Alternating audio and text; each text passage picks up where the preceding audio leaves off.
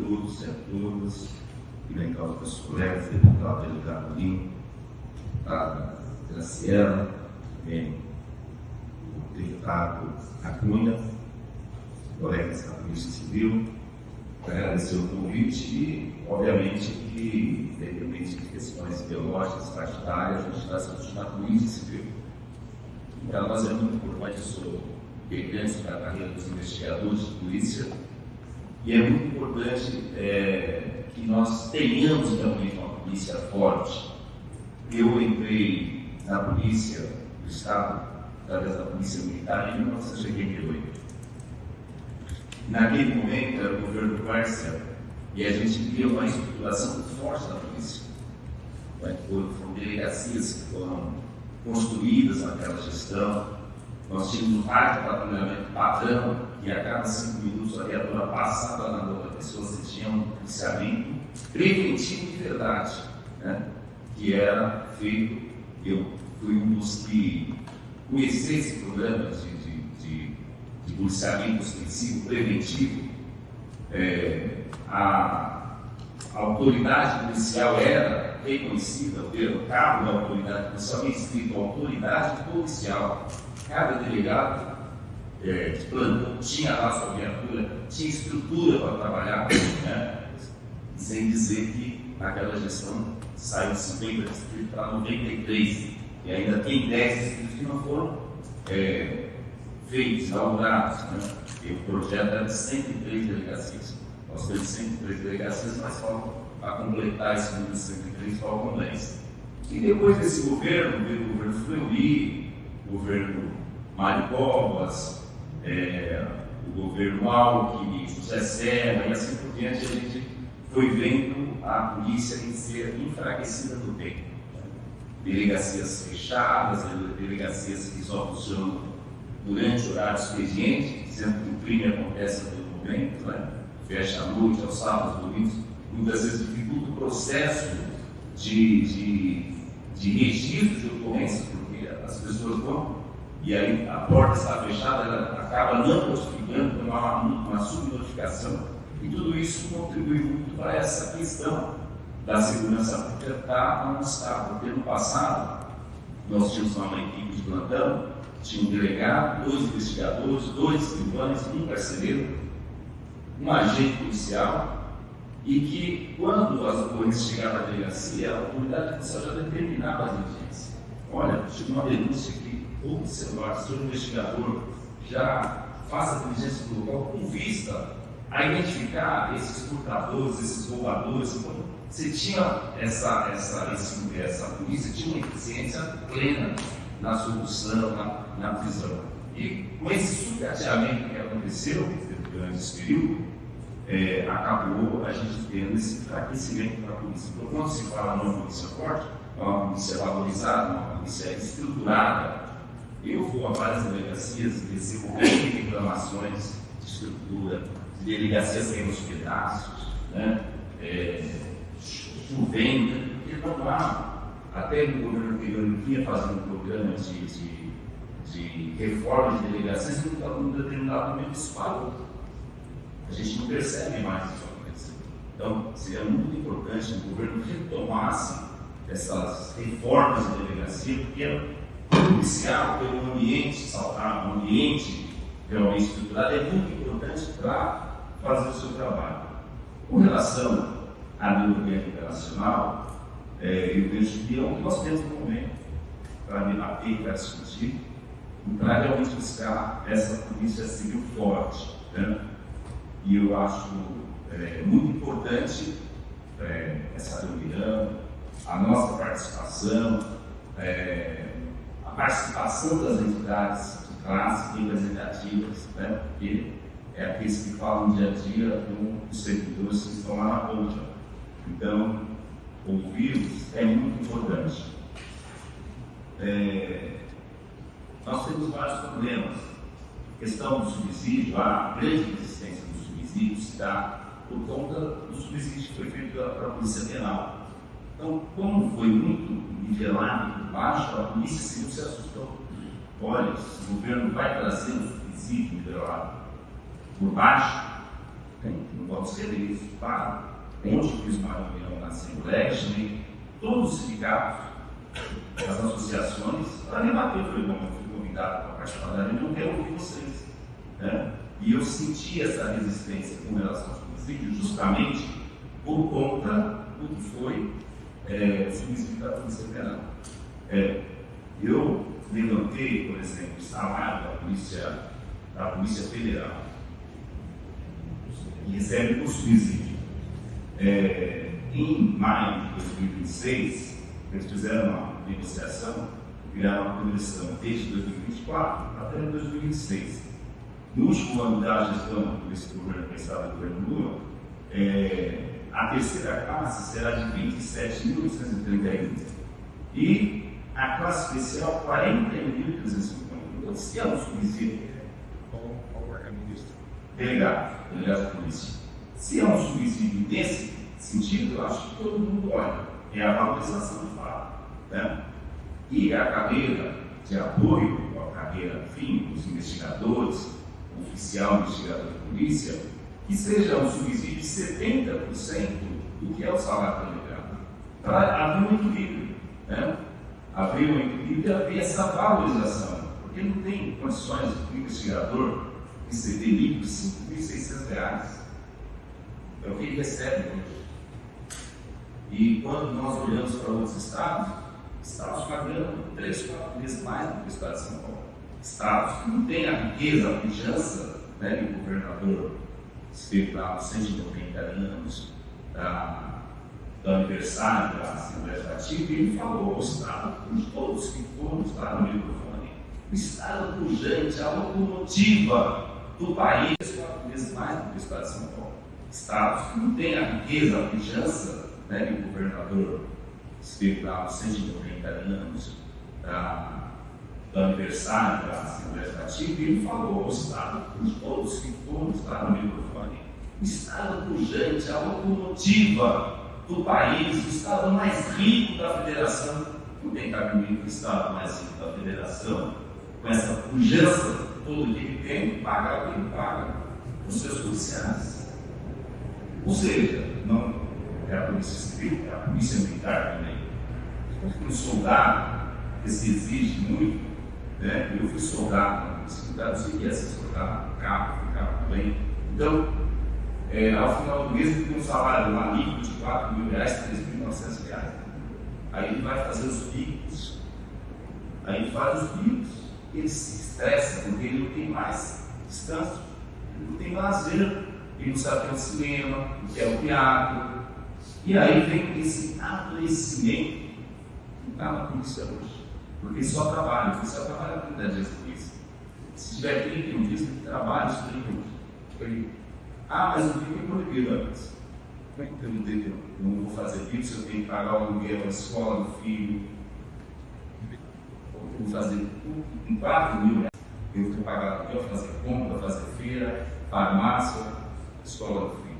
Esse se desdobra em bichos porque ele quer dar o melhor para a família dele. Então seria importante que o Estado de São Paulo falasse: nós vamos pagar o melhor salário que a Federação pode pagar. O melhor salário da Federação será do Estado de São Paulo. E aí podemos exigir que o policial não faça bicos. Olha, a sua dedicação é exclusiva para a sociedade. Você ganha bem para isso. Você está sendo bem conhecido e bem pago para isso. E aí nós não vamos ter estresse, nós não vamos ter policial jogando ninguém em cima da ponte, porque o policial vai estar ali com o seu humor, né, no dia a dia, preparado para atender o cidadão, para dar a melhor resposta possível. Agora, uma pessoa que trabalha todos os dias, tranquilamente, é muito difícil exigir que ele, hora que muitas vezes é xingado, que ele fique meio para a pessoa, ele está com o estresse lá em cima. Né? Então, o Estado tem que pensar tudo isso. Então, essa questão do subsídio, eu sou contrário, ela desde que seja melhor por cima, e desde que aquilo que é direito dos serviços sociais sejam atendidos. Por exemplo, em 2008, nós tivemos uma grande manifestação em frente ao Palácio de Justiça. Uma grande manifestação foi realizada por pelos processos civis, com todas as atividades de classe. O governador era José Serra. E o que o Resiste na época, né? Ele tinha todo esse sindicato se uniram todos para cobrar do Estado os seus direitos, eles queriam entregar uma pauta de reivindicação.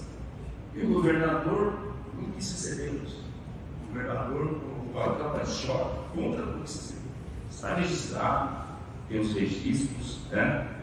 E bombas de gás foram lançadas, balas de borracha, bombas de efeito moral. Eu estava aqui no dia, eu estava com todos os sindicatos, né? 2008. E daí, houve sim uma melhora, houve alguma reformulação legislativa e estabeleceu a exigência de curso superior para os investigadores de polícia e para os superiores de polícia. Só que até hoje, o salário continua rebaixado, ou seja, se fez uma lei que era a reivindicação naquele momento, mas não garantiu a valorização. Então, o que a gente espera é, se for subsídio, que ele seja revelado por si. Né? E que, pelo menos dentro dessa lógica, que eu peguei, inclusive, os subsídios dos defensores, da Defensoria Pública. Está aqui. A Defensoria Pública, todos os anos a gente bota um projeto para ajustar o subsídio dos magistrados, o subsídio do Ministério Público, o subsídio da Defensoria Pública. Então, todos os anos tem ajuste. Não é o caso do Poder Executivo. Deu o primeiro reajuste no primeiro ano, o segundo já não teve, o terceiro nós não sabemos, porque na Lula não tinha previsão orçamentária para reajuste, mas se a gente pegar o defensor público que faz curso de direito, formado lá na Faculdade de Direito, tem que ter 3 anos de prática jurídica. Ele começa com 23.386 e termina com 32.222. A Defensoria Pública, só que esse ano vai ter um projeto para ajudar. Então, eles vão subir um pouco mais. Então, o subsídio tem que ter essa garantia, tem que ter carreira. Então, ontem, nós, na discussão que nós fizemos, nós, assim, visualizamos a possibilidade de aumentar as carreiras de hoje. Terceira classe, quarta classe. Talvez, no passado, quando eu entrei na Polícia Civil, nós entramos, acho que a maioria, nós entramos na quinta classe. Quinta classe, depois passou para a quarta, depois para a terceira. O governo, para não dar reajuste, o que ele fez? Ele primeiro suprimiu uma classe, passou todo mundo para outra. Né? E assim foi, depois extinguiu a quarta, e assim por diante. Eu acho que nós podemos voltar na quinta classe, criar um subsídio. Eu fiz até uma tabela de subsídio começando.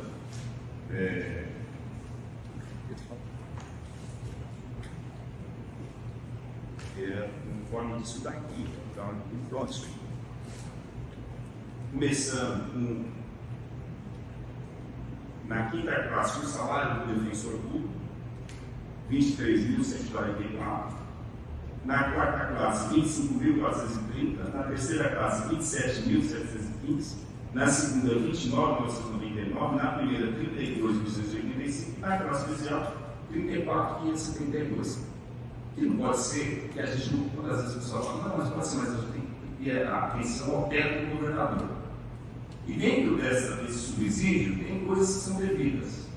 Por exemplo, a periculosidade, a insalubridade, que não impede, mesmo que a pessoa receba o subsídio, esse adicional, por conta de que a função é perigosa. É o risco de vida que ele passa no dia a dia. Então, por isso que tem esse adicional. E a lei orgânica, ela traz a questão da hora extra e do adicional noturno, porque ela estabeleceu 40 horas semanais. Né? E, no caso do investigador, oficial investigador, 70% do salário. Eu acho que isso é uma coisa razoável, porque hoje o delegado está com salário, se a gente somar o padrão, mas o NPT é 12 mil quebrados. Você vai falar, mas ele tem um gasto, tem uma DPF, mas o salário mesmo, praticamente são 12 mil reais. Se a gente pegar o estado do Mato Grosso, do Estado. O Estado do Mato Grosso não é um Estado tão rico como o nosso. Né? É um Estado rico, mas não é como o nosso. Então, o nosso Estado, ele tem condições de pagar um salário que esse do Mato Grosso, por exemplo. Lá começa no nível alto, ele vai com R$30.461, por exemplo. Lá começa no nível alto, ele vai com R$30.461. O nível B, 34.402. O nível C, 38.224. E o E, 42.471. Claro, só que hoje o nosso governador não ganha nem disso, então não conseguiria mesmo. Mas aí não tem problema, porque não tem problema, porque quando chegar no teto, o corte é automático. Não tem problema. Você pode pagar sua conta no teto. No caso, chegou no nível E40, aí nós estamos falando das promoções, né? Entrou no nível A. Eu cheguei lá em cima, quando eu chego lá em cima, hoje já no corte, tem alguns delegados que eles tiveram a incorporação de gratificações, né? Hoje não incorporar mais, no passado incorporaram. Então eles ganham um pouco mais e quando chega os 34.500 salário do governador, há o corte. Mas quando a Assembleia dá o reajuste, der o reajuste para o governador, esse corte vai ser suprimido. Então, vai depender de como também o salário do governador. Eu acho que o governador ganha muito pouco. O governador ganha uns 70, 80 mil reais, 50 mil pelo trabalho que ele exerce. Porque quem é 34 mil, ele leva 22 mil para casa, 23 no máximo. Porque a gente fala, por exemplo, 42 mil. Aqui o delegado ganha 42 mil, vai levar uns 29, ele não leva 42 mil para casa. Né? Então a gente tem que entender essa lógica também. Porque às vezes fala assim, não, mas é muito dinheiro, mas eu não levo esse dinheiro para casa. 27% de imposto de renda, previdência, assim por diante. Vai cair praticamente um terço desse salário. Eu quero, o corte é natural. Eu acho que isso não teria problema. E lá tem um lá tem um delegado substituto, que entra com 27.865, praticamente o dobro, mais do dobro do que entra com um delegado aqui em São Paulo. Então, se a gente for pensar nesse pedido, a gente tem que pensar nessa lógica. Olha, um plano de carreira, a cada 5 anos uma promoção, a promoção pode ser por merecimento ou antiguidade, ele termina na última carreira, na classe especial, mas não dá para a classe especial ser só por indicação, ele deu o tempo dele, ele vai evoluir. Essa questão da aposentadoria, dos 75 anos, inclusive eu tive um embate com o secretário Benite na Assembleia, por conta justamente do projeto que ele assinou, acho que com o delegado Palumbo, para que os policiais pudessem se aposentar aos 65 anos. Por que os policiais hoje se aposentam aos 65 anos? Por que eles são? Porque eles perdem um terço do salário. Então, não há um incentivo. Lá na Assembleia nós criamos um programa de aposentadoria incentivada. E esse PAI lá, ele concede 6 salários brutos para o servidor se aposentar. Então, eu falei para o secretário Benite que poderia ter sim a classe imediata, para quem não atingiu a classe especial, a PM tem um posto imediato, e pegar esse abono permanência, porque ele está ativo, tem direito a se aposentar, e recebe o abono permanência. Criar um adicional equivalente ao abono permanência, e para que ele se aposente, para que sentir a aposentadoria dele, ele receba esse adicional até completar os 75 anos. Dos 60, se ele requerer a aposentadoria aos 65 anos. Porque a tese do secretário Benite é que ele não pode exigir vigor físico, né, de um policial com 65, 66 anos para frente. Então seria bom que ele se aposentasse.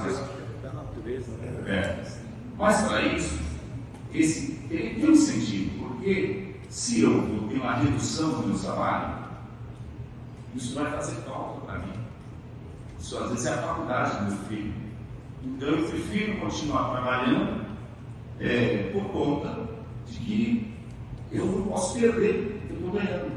Então, se o Estado tem interesse em oxigenar a polícia, ele tem interesse em que os policiais possam se aposentar aos 65 anos, e não é ruim isso, porque eles falam, mas o Estado, com esse dinheiro, esse custo, ele vai ter que pagar a auto permanência até os 75 anos de todo jeito.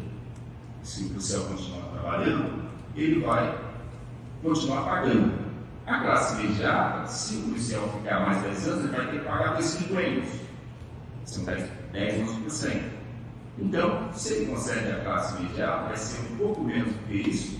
E o adicional do abono de permanência, de todo jeito, o governo tem que reservar no orçamento se ele estiver na ativa, porque ele não paga para ele para incentivar ele a se aposentar e garantir essa oxigenação da polícia. É uma ideia que a gente tem que analisar, não é uma ideia ruim, é uma ideia simpática. Uma ideia simpática.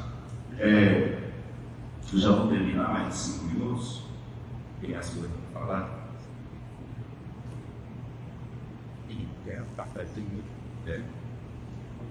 Bom, falando da questão da lei orgânica, nós temos a lei orgânica. Falando da questão da lei orgânica, nós temos a lei orgânica uma parte que é auto-aplicada, que não precisa de regulamentação. Nós temos uma parte que precisa de regulamentação. Então, seria importante que esse grupo que vai estar trabalhando esse projeto de regulamentação da lei orgânica, que tentasse resolver todas essas questões que estão na lei orgânica, que precisa de regulamentação. Não ficar somente na questão salarial, na questão, tem outras questões importantes que estão na lei orgânica e que o Estado tem que dar resposta, né? Além dessa questão, dessas outras questões, tem ontem surgiu na reunião o caso dos peritos. Os peritos, eles estão alegando no artigo 39 da lei orgânica que tem que ter uma lei específica, né? Se a gente pegar isso aqui que é a lei orgânica aí,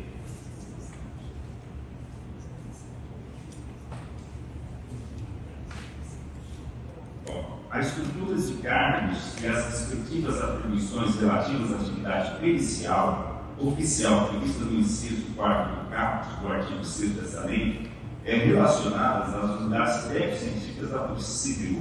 Observada a lei federal, estabelece normas gerais para as perícias oficiais de natureza criminal. Serão definidas em lei específica, aplicadas as normas gerais desta lei no que couber, sem prejuízo dos dispostos nas legislações vigentes dos entes federativos que dispõem sobre a organização de serviços de perícias oficiais. Então, eles trouxeram esse debate que tem que ter uma lei específica da Polícia Técnico-Científica. E o sindicato defendendo, peço que eu veja aqui o debate que eles querem para que eles continuem dentro da Polícia Civil, mas o sindicato, onde eles têm uma posição diferente do que eu ouvi aqui, só estou colocando, porque eles pediram que gostaria de ter uma reunião com o senhor para discutir essa questão desse artigo 39. Deixa eu ver se eu falei tudo. Bom, a questão dos oficiais administrativos. Eu sei que agora, gente, com esse debate da lei orgânica, todas as carreiras e aqueles funcionários públicos que trabalham junto da Polícia Civil, eles estão tensionando com as suas demandas. Então, o oficial administrativo, ele é um profissional que está dentro, não só da Polícia Civil, mas também da Polícia Militar, aqui para o Palácio, convertendo oficiais administrativos, né?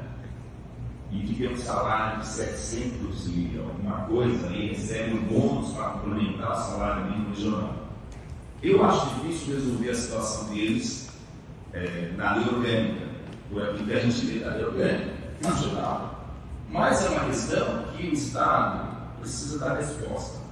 O doutor Vick, há um tempo atrás, falou que eles tinham feito projeto, tinha mandado para o governo, só que esse projeto até hoje não chegou na Assembleia Legislativa, da reestruturação da carreira dos oficiais administrativos. Eles estão dentro da polícia, eles trabalham nas repartições de apoio à polícia, né? Eles acabam usando investigadores, escrivão para fazer esse papel administrativo. Então, essa é uma questão que precisa ver como que vai se dar, porque ontem eles estiveram na reunião e eles estavam querendo ser incluídos nessa regulamentação, né? Aliás, mas o Estado, gente, Mas está no nosso Canadá. o Estado, ele se comprometeu, inclusive eu já tive uma reunião deles com o secretário Sultani, aqui mesmo no Palácio, fizemos uma reunião com eles, justamente porque eles tiveram um grande prejuízo com a insalubridade, porque eles receberam insalubridade no grau máximo. Aí o departamento médico, ele faz por analogia, ele dá os laudos por analogia, e aquilo que é no grau máximo passou a ser no grau mínimo. Tá? Então, você imagina uma pessoa que tem um salário já muito baixo e que aquela insalubridade é que a complementação dele, né? R$ 785 que ele recebe, que fazia a feira dele. Num dado momento da noite do dia, um laudo do departamento médico, ele cai, ele perde isso aí. Né? Então, nós tentamos de todas as formas ver como o governo daria resposta para isso, mas essa resposta ainda não aconteceu. Então, seria muito importante que esse projeto, que me parece que já está pronto, não sei se está na PR, se está na consultoria jurídica da Secretaria de Segurança, que já está aqui, que ele fosse sim, enviado para a Assembleia Legislativa para que nós pudéssemos apreciá-lo, que ele fosse votado para dar essa resposta para esses funcionários que sofrem muito, porque viver com salário do município não é coisa fácil. Eu desafiei os deputados lá a viver um mês sem salário do município. Ninguém quis fazer a prova. Por enquanto eu fico por aqui, mas se tiver mais coisas para falar, eu vou vendo aqui, eu peço a palavra. Muito obrigado.